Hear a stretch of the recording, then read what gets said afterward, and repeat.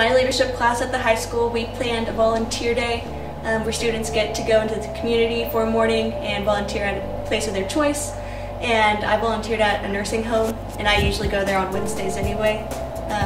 And then we had a school-wide talent show after and different activities for the students, and I really enjoyed playing in front of my peers and having fun and throwing dodgeballs. But my project that I've been working on this year, we created a high school board of directors for the Andover Schools Community Volunteers.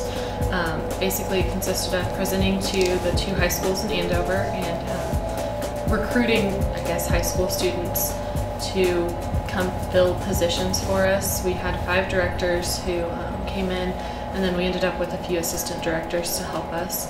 And it's just kind of really sunk into me how much help that the program really needed, working with them so much this year. The summer after my freshman year, I went on a church mission trip to rural Alabama. When we arrived, we were really greeted with a lot of hesitation, and none of the kids really liked us, none of them really wanted us. But it was really amazing throughout the week to see kind of those barriers break down between the group of the children and our group. And we formed friendships, and we got several hugs when we were leaving, several people telling us that they were going to miss us.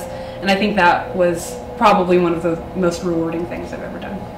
This past Christmas, I volunteered at Operation Mitten Tree, and we were able to wrap gifts and buy gifts for those that are having a harder time around the holiday season to get the gifts. And I just thought it was really rewarding to be able to help the community in that way and see the look on the children's faces when they got gifts that they weren't expecting. A couple years ago, I got to travel to Joplin, Missouri with my youth group, small group, and we got to help repair a lady's garage there her garage had been destroyed by a tornado. Well, actually her whole house, but we were just working on the garage. And that was really cool because she really didn't have very much to start out with, but we just kind of got to come in and spend some time with her and really bring some more materials and stuff to help repair her house.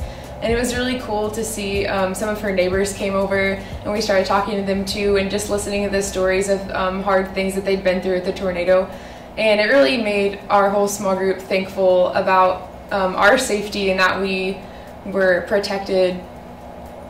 And so it was just a great experience to be able to meet those people and to be able to see what you can do when you just get a couple people and some power tools and start working and listening to people's stories.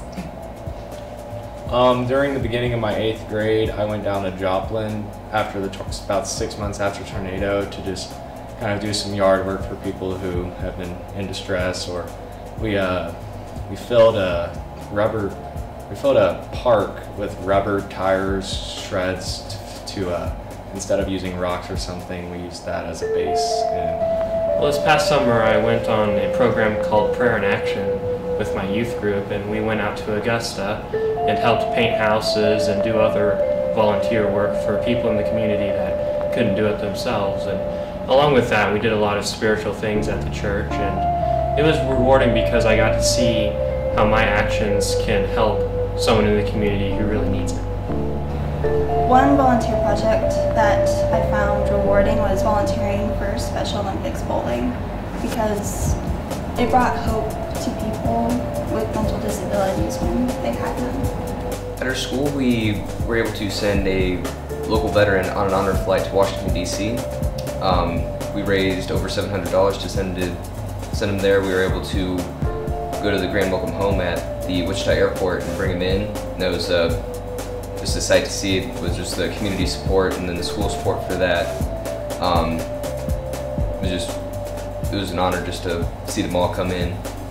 I volunteer at Enterprise Elementary every Friday, and I mentor a girl named Lillian, and we talk about a lot of things, and I got to know her on a personal level, and it's been really fun because she's a 5th grader and she can ask me a bunch of questions about what's going on in her life, and it's just really fun being able to be friends with her.